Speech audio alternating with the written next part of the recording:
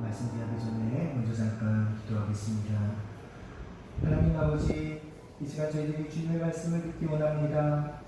부족한 종의 모습을 감추어 주시고 주님의 말씀만이 온전히 증거되는 시간 되게 하여 주옵소서.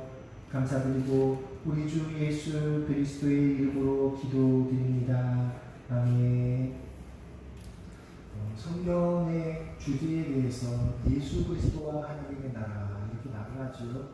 사도행전 맨 마지막 장 마지막 절에 바울이 전했던 그 성경의 말씀을 가지고 예수 그리스도와 하나님의 나라에 대해서 증거하셨다, 그렇게 소개를 하고 있습니다. 그런데 우리가 그 복음서를 읽다가 보면 예수님이 알고 계시는 하나님의 나라와 그리고 제자들이 알고 있는 혹은 제자들이 생각했던 하나님의 나라는 좀 다르다, 이러한 것들을 발견할 수 있습니다. 제자들은 계속해서 이 땅에서 이루어지는 예수님께서 왕권을 가지고 오신 그 하나님의 나라를 생각하고 그 나라가 언제 이루어질지 거기에 관심을 가지고 계신데, 예수님께서 말씀하신 하나님의 나라는 그러한 하나님의 나라가 아니었습니다. 이건 제자들만 그런 게 아니죠. 오늘 우리도 마찬가지입니다. 예수님께서 바라보셨던 그 하나님의 나라, 그리고 우리가 하나님 나라라고 생각할 때 떠올리는 그 하나님의 나라는 좀 다르다는 거예요. 그래서 오늘 살펴보는 말씀이 이 하나님의 나라, 예수님이 보셨던 그 하나님의 나라가 어떠한 나라인가, 거기에 대해 살펴보려고 합니다. 예수님께서는 공생의 기간 처음부터 끝까지 하나님 나라에 대해 말씀을 하셨습니다. 마태복음 1장 15절, 이르시되 때가 찼고 하나님의 나라가 가까이 왔으니 회개하고 복음을 믿으라. 예수님은 하나님의 나라에 대해 계속해서 말씀하시고 설명하시고 알려주셨습니다. 여러분, 복음서에 나오는 비유는 천국 비유라고 하죠. 하나님 나라에 관해서 비유를 설명하셨어요. 그리고 예수님께서 설명하신 그러한 설교의 내용, 예수님의 설교의 내용에 많은 부분들이 하나님 나라에 관한 이야기였습니다. 예수님이 병자를 고치시고 귀신들을 쫓아내시고 하나님의 나라가 임했다, 하나님의 나라에 대해서 예수님은 계속해서 알려주려고 하셨어요. 예수님이 보고 계셨던 그 하나님의 나라, 그건 뭐냐면 이 세상은 하나님으로 가득 차 있는 그러한 곳이다, 이거를 말씀하고 싶으셨어요. 하지만 예수님이 그렇게 전해주고 싶으셨던 그 하나님의 나라를 사람들은 감히 상상도 못합니다. 여러분, 지금 공기가 여기 가득 차 있는 것처럼 하나님이 여기 가득 차 계시다, 이거 여러분 상상을 하실 수 있겠습니까? 상상을 못해요. 우리가 언제 그걸 체험하게 될 거냐면 하나님 나라에 들어가면 하고 나중에야 비로소 하나님의 나라는 하나님으로 가득 차 있는 나라구나 비로소 알게 될 것입니다. 근데 지금 여기서는 우리가 몰라요. 왜 모르냐면 여러분, 이 세상을 하나님께서 만드셨지만 세상에 사는 사람들은 하나님께서 이 세상을 만드셨다라는 것 자체도 모르잖아요. 그렇죠? 예수님을 믿는 사람들은 알겠지만 예수님을 안 믿는 사람들은 이 세상을 하나님이 만드셨다, 그것 자체를 몰라요. 그러니 하나님에 대해 인지를 할 수 없는 거예요. 하나님께서는 선하신 뜻대로 이 세상에 이렇게 하나님을 거부하고 하나님을 모르는 채로 있는 그것을 허용하셨습니다.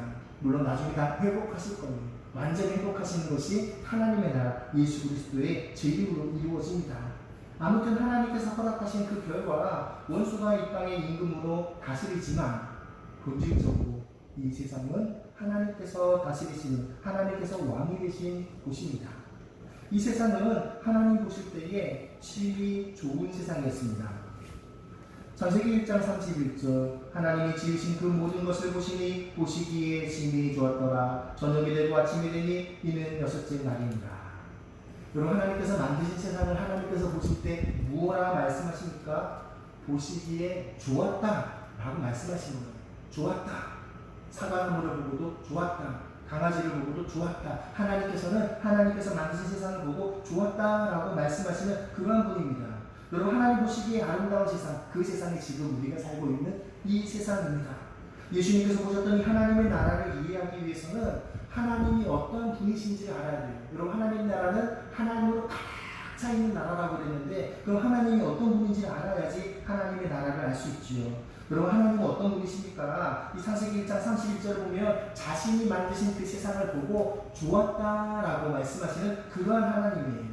다시 말해서 하나님께서는 이렇게 사물을 보고 자신이 만든 그 피조물을 보고 좋았다고 기쁨을 느끼실 수 있는 그러한 분이십니다.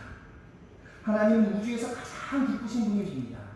여러분, 우리가 이 세상에서 평범한 삶을 살다가 기쁨을 느끼는 경우는 어쩌다가 가끔이지요. 예를 들어서 일몰의 장면, 너무 기뻐요. 그런데 일몰을 항상 볼 수 있는 건 아니죠. 날이 흐리면 못 보고, 그리고 그 시간에 내가 깨서 나가 있어요. 일출도 마찬가지죠. 여러분, 꽃이 막 필 때 너무너무 아름다운데 마침 그때 내가 그 현장에 있어야 그거 보고 야, 아름답다, 기쁘다, 좋다, 이거 경험해요. 근데 조금만 더 생각해 보셔요. 여러분, 하나님은 그러한 기쁨과 즐거움을 매 순간순간 경험하십니다. 어린 왕자 이야기 아시지요? 어린 왕자의 취미가 무엇입니까? 일몰을 구경하는 거예요. 일몰을 구경하려면 어떻게 해야 돼? 의자만 좀 돌리면 돼요. 의자만 돌리면 일몰을 볼 수 있어요. 하나님은 일몰을 보고 싶으시면 딱 일몰이 되고 있는 지구의 그 곳을 보시면 일몰을 보실 수 있어요. 일출이 보고 싶어요. 그 일출이 일어나는 그 지구의 곳을 딱 보시면 일출을 보시는 거예요. 꽃이 피는 아름다운 모습을 보고 싶으면 꽃이 피는 바로 그 순간 거기를 딱 보시면 꽃이 피는 그 아름다움을 보실 수 있어요. 하나님에게는 그런 기쁨이 매 순간 경험하게 됩니다. 왜 이 이야기를 드리냐면, 여러분, 우리가 하나님의 나라에 가면 우리가 누리는 천국에서의 삶, 하나님의 나라에서의 삶이 바로 그렇다는 거예요. 우리가 그것을 모르면 하나님 나라, 그 재미없어, 이렇게 이야기하시는 분이 있어요. 실제로 그런 분이 있어요. 하나님의 나라에 대해, 성경에 대해서 깊이 모르시니까 하나님 나라 보면 기쁘고 좋고 즐거운 건 알겠는데 그게 똑같은 것이 계속해서 영원히 반복되면 그것처럼 지루한 게 어디 있어. 그거는 재미없어. 이렇게 이야기하시는 분이 있더라고요. 근데 그렇지가 않습니다. 여러분, 천국은 매일 똑같은 자극이 반복되는 것이 아닙니다. 여러분, 하나님의 그 아름다움과 놀라움과 그 기쁨을 우리가 지구별에서만 이렇게 생각하는 놀라운데 우주적으로 체험한다고 생각해 보세요. 하나님 나라에 가면 우주적으로 아주 멋있는 그러한 우주 쇼들을 매일 매 순간마다 보고 기뻐할 수 있는 것이 하나님의 나라예요. 그 나라의 아름답고 놀랍고 신기한 것을 무엇과도 비교할 수가 없습니다. 하나님께서는 그것을 매 순간마다 경험하고 느끼고 충만하신 그러한 분이세요. 그분이 우리의 하나님입니다. 이러한 하나님을 우리가 어떻게 알 수 있느냐? 바로 예수 그리스도를 바라볼 때 알 수 있습니다. 오늘 신약의 말씀 요한복음 14장 9절에 예수께서 이르시되 불리바 내가 이렇게 오래 너희와 함께 있으되 내가 나를 알지 못하였느냐? 나를 본 자는 아버지를 보았거늘 어찌하여 아버지를 보이라 하느냐 말씀하십니다. 예수님을 본 사람은 하나님을 봤다라고 말씀하십니다. 여러분, 우리가 복음서를 통해서 예수님의 말씀과 행적, 그러한 걸 열심히 묵상해야 하는 이유가 뭐냐면, 여러 가지 이유가 있지만 그 중에 하나는 하나님을 알려면 예수님을 봐야 돼요. 예수님을 보면 하나님을 알 수가 있습니다. 복음서에 나타난 예수님의 성품의 가장 특징적인 것은 예수님은 기쁨이 충만하신 분이셨습니다. 예수님은 자신이 가지신 이 기쁨을 제자들에게 물려주셨습니다. 요한복음 15장 11절 내가 이것을 너희에게 이름은 내 기쁨이 너희 안에 있어 너희 기쁨을 충만하게 하려 함이라. 예수님께서 이 말씀을 하셨을 때 제자들이 의문을 제기하지 않으셨어요. 만약에 예수님이 평소에 기쁘지 않으신 분, 항상 얼굴이 그냥 기쁨이 없는 무표정한 그런 얼굴을 가지고 계신 분이셨다면 내 기쁨을 너희에게 준다, 이러면 좀 이상했을 거예요. 그럼 아마 제자들이 예수님 좀 웃으시면서 그런 얘기를 하셔야지, 이런 얘기를 했을 텐데, 예수님에게는 항상 기쁨이 있었기 때문에 제자들은 예수님의 이 말씀에 의문을 제기하지 않았습니다. 3년 동안 같이 동고동락하면서 예수님은 기쁨이 가득하신 분이야, 그걸 너무나도 잘 알고 있었던 거예요. 예수님은 슬픔을 경험하게 하셨지만 그 슬픔이 예수님이 가지신 기쁨을 빼앗을 수 없었습니다. 하나님은 이렇게 끊임없이 기뻐하시고 새로워지시는 분입니다. 그리고 그러한 하나님께서 이 땅에 있는 모든 사람들을, 모든 피조물들을 사랑하십니다. 당연하죠. 이 세상을 만드신 하나님은 세상보다 크시기 때문에 자신이 만든 세상에 있는 모든 것들을 일일이 다 개별적으로 사랑하고 돌보아 주십니다. 여러분, 동물들이, 새들이, 짐승들이 하나님을 왜 찬양합니까? 하나님께서 나를 공급해 주셨다. 나의 모든 필요를 채워줬다. 그들이 그것 때문에 찬양하는 거 아닙니까? 하나님께서 사람들만 돌보시는 것이 아니라 모든 생명체들을 돌보고 계세요. 일일이 다 그들을 관여하셔요. 우리가 이렇게 성경을 통해서 이러한 하나님을 알게 되지만, 그런데 사람이 이러한 하나님을 아는 게 힘들지요. 어두워졌지요. 죄로 인해 우리의 눈이 가려진 이후로 하나님이 이러한 분이다라는 것을 이렇게 하나하나 따지고, 그러면 맞아 이렇게 하는데, 안 따지고 그냥 생각을 하면은 하나님에 대해서 깜깜해지는 것이 우리의 현상입니다.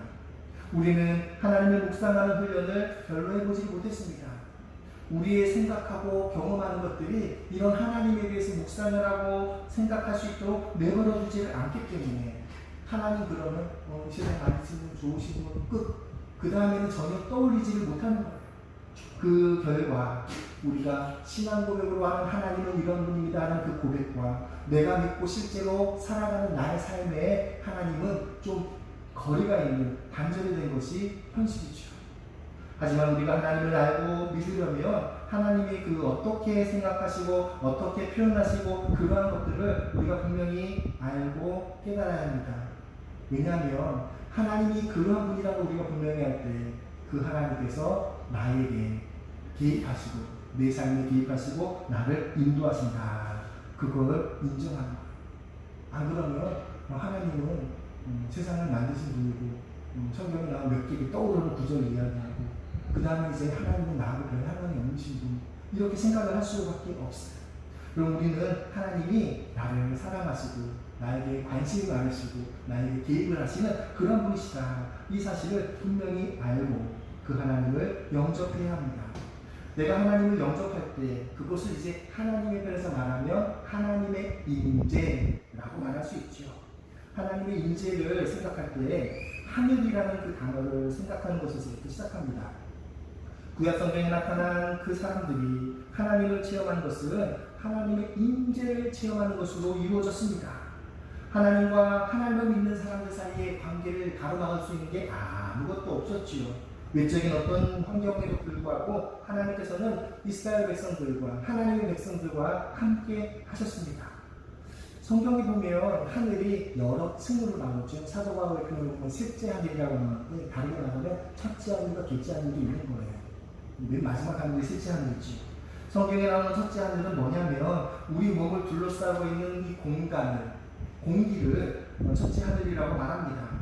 하나님이 행동하시는 곳은 정확하게 우리의 주변을 둘러싸고 있는 공기예요. 바울은 아레어라고 해서 헬라 사람들한테 이렇게 말합니다. 우리가 하나님 안에서 살며 기도하며 있느니라.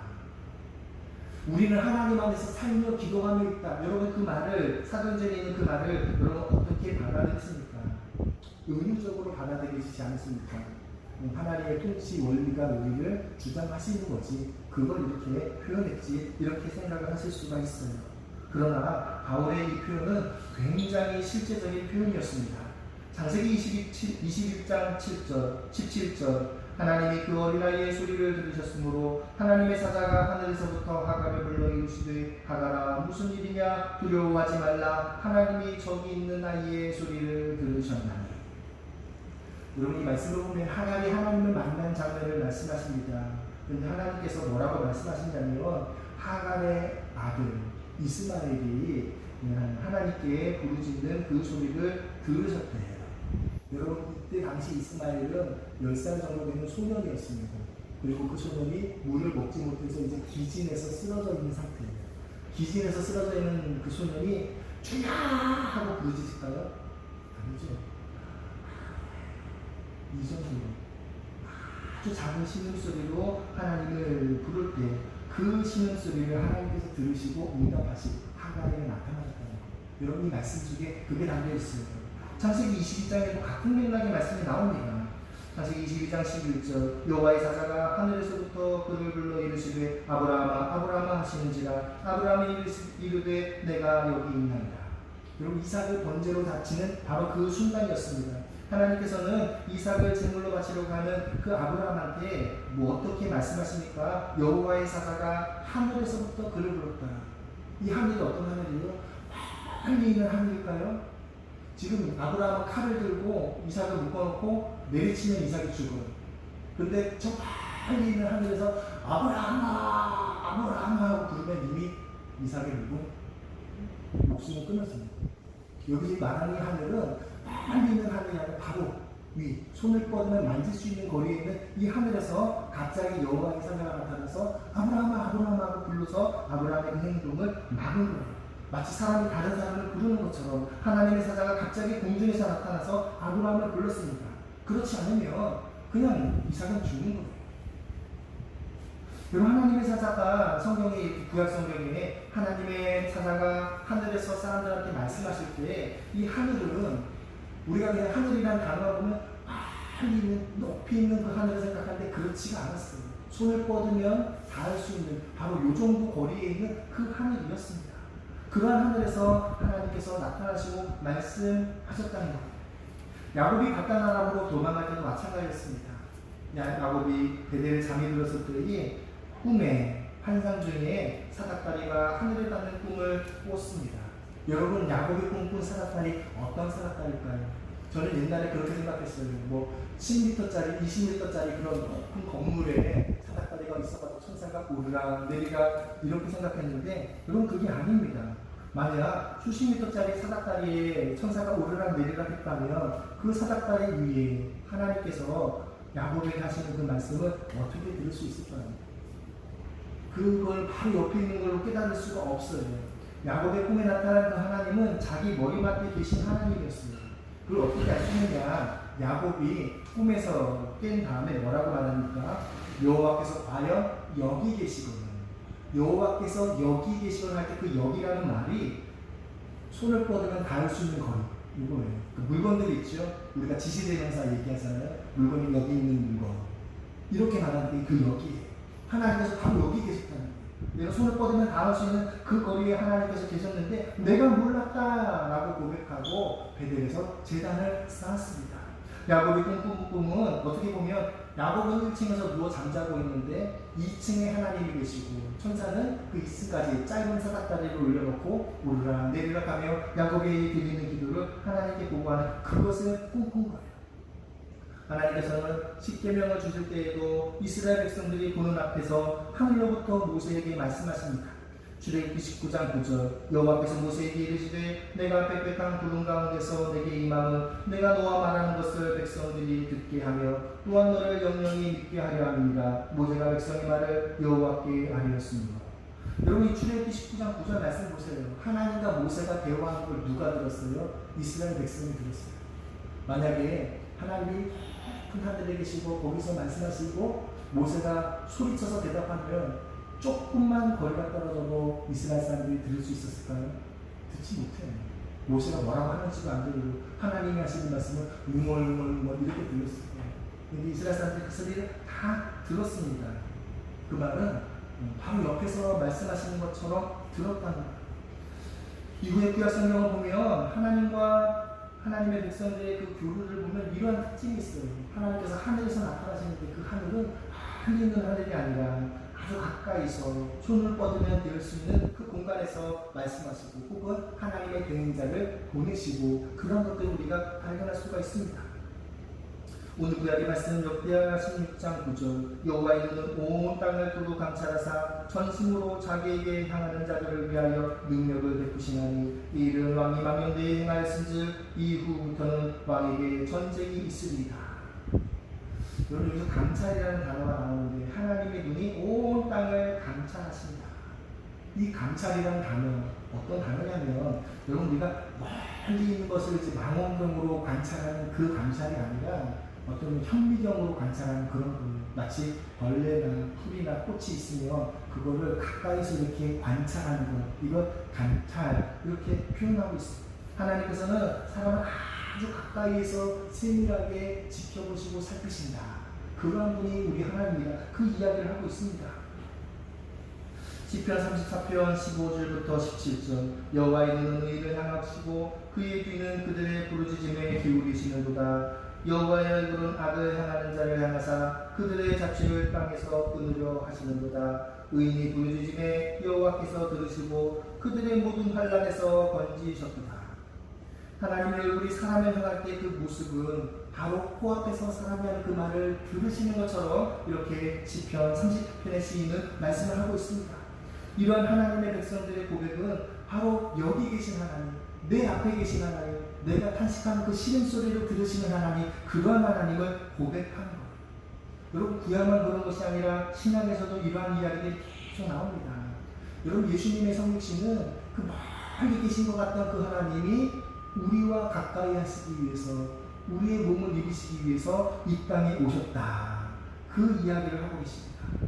그래서 우리가 이 하나님을 생각할 때 하나님께서 나에게 임재하신다. 그 생각할 때 그것을 좀 이렇게 추상적으로 생각하지 말고 굉장히 구체적이고 실제적으로 생각해야 합니다. 하늘은 너무나 먼 곳 외부의 공간이 아닙니다.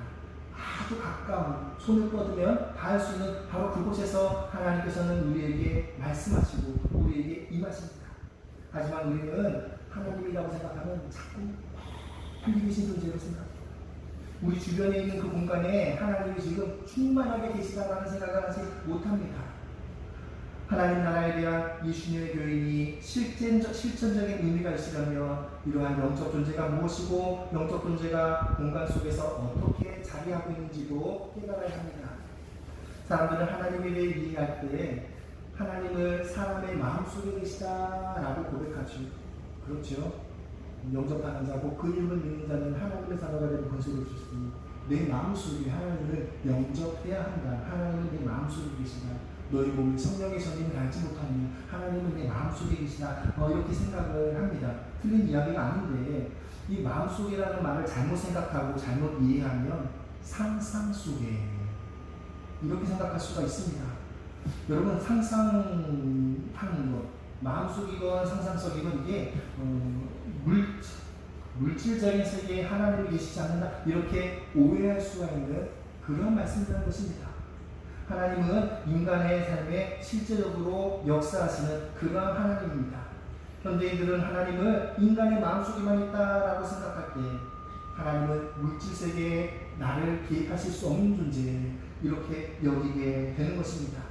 하지만 영혼과 물질세계, 영적인 세계와 물질세계는 전혀 상관이 없는 먼 너머의 것이 아닙니다. 굉장히 가까이 있고 실제이고 붙어있는 그러한 세계예요. 인간에게 가장 친밀한 영혼과 공간은 자신의 인격 안에 있습니다. 여러분, 내 영혼은 내 육체를 지금 통제하고 점유하고 있죠. 나를 포함한 그 어떤 누구도 나의 생각이나 감정과 성격을 내 육체에서 빼앗을 수가 없습니다. 결탁이 되어 있어요. 그것이 내 영혼이 나에게 내 육체 가운데 존재하는 방법입니다. 하나님도 마찬가지죠. 하나님이 굉장히 우리에게 실제적으로 구체적으로 물질세계 가운데 역사하셔서 존재하신다라는 것입니다.